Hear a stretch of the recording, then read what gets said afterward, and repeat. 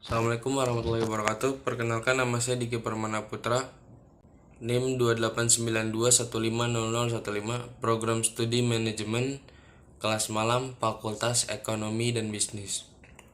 Akan menjawab soal UTS Pendidikan Agama Islam tentang makna persamaan surat Al-Fatihah dan surat An-Nas. Yang pertama, surat Al-Fatihah atau Ummul Quran, induknya Al-Quran, merupakan salah satu nama lain Al-Quran. Mengapa demikian? Karena isi kandungan ketujuh ayatnya merupakan intisari dari Al-Quran. Abul Hasan Al-Harali menjelaskan bahwa Al-Fatihah adalah induk Al-Quran, karena ayat-ayat Al-Quran seluruhnya terinci melalui kesimpulan yang ditemukan pada ayat-ayat Al-Fatihah. 3 ayat pertama dalam surat Al-Fatihah mencakup makna-makna yang dikandung oleh Asmaul Husna. Semua rincian yang terdapat dalam Al-Quran yang menyangkut Allah bersumber dari ketiga ayat pertama itu. Ajaran tauhid yang terkandung dalam ketiga ayat pertama tersebut adalah sifatiyah atau asma dan sifat. Artinya, kita meyakini bahwa Allah memiliki sifat-sifat keutamaan sebagaimana yang tersirat pada ayat-ayat tersebut, yang mengandung arti pula bahwa Allah dengan segala sifat keutamaannya. Dalam ayat pertama, telah mencurahkan segenap kasih sayangnya kepada kita, menciptakan dan mengatur alam semesta untuk kita. Dialah sang penguasa alam. Jelas pada ayat kedua, sehingga hendaknya kita mengakui dan meyakininya dan memuji kebesarannya yang telah menciptakan kita semua.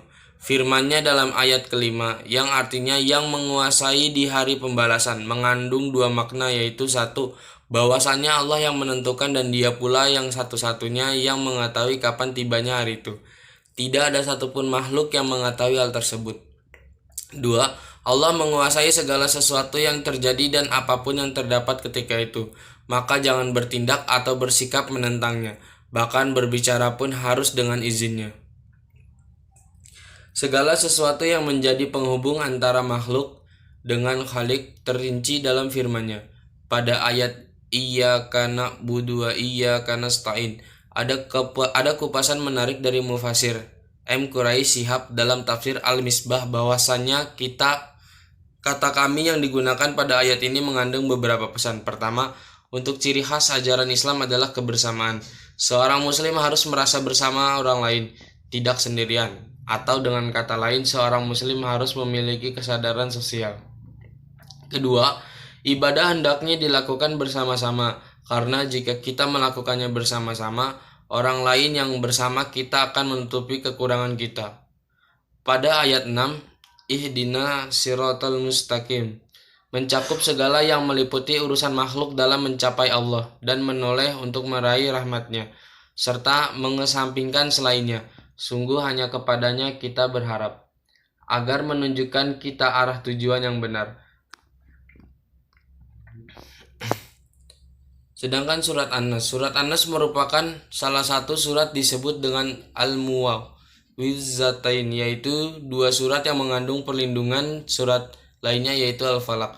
Perlindungan yang dimaksud di sini adalah yang utama adalah memohon perlindungan dari iblis dan bala tentaranya, yaitu setan manusia dan setan jin yang senantiasa mengintai manusia dengan tanpa putus asa dan berbagai cara. Ibnu Katsir di dalam kitab tafsirnya ketika membawakan penafsiran dari Sa'id bin Jubair dan Ibnu Abbas, yaitu setan bercokol di dalam hati manusia. Apabila dia lalai atau lupa, maka setan menghembuskan was-was padanya.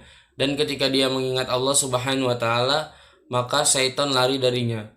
Ajaran tauhid juga jelas tersirat dalam isi kandungan surat An-Nas ini, mengingat penghambaan manusia yang dalam kepada Allah sebagaimana dijelaskan pada ayat ketiga, akan mengantarkan rasa ketidakberdayaannya dan menyandarkan hanya kepada Allah Subhanahu wa Ta'ala dari semua kejahatan yang dibisikkan syaitan. Maka sudah sepantasnya bagi kita selalu memohon pertolongan dan perlindungan hanya kepada Allah Subhanahu wa Ta'ala, mengakui bahwa sesungguhnya seluruh makhluk berada di bawah pengaturan dan kekuasaannya. Semua kejadian ini terjadi atas kehendak-Nya, dan tiada yang bisa memberikan pertolongan dan menolak mendorot kecuali atas kehendak-Nya pula. Semoga Allah menjadikan kita sebagai hamba-Nya yang senantiasa meminta pertolongan, perlindungan, dan mengikhlaskan seluruh peribadahan-Nya kepadanya. Baik, sekian penjelasan tentang makna persamaan surat An-Nas dan surat Al-Fatihah. Terima kasih.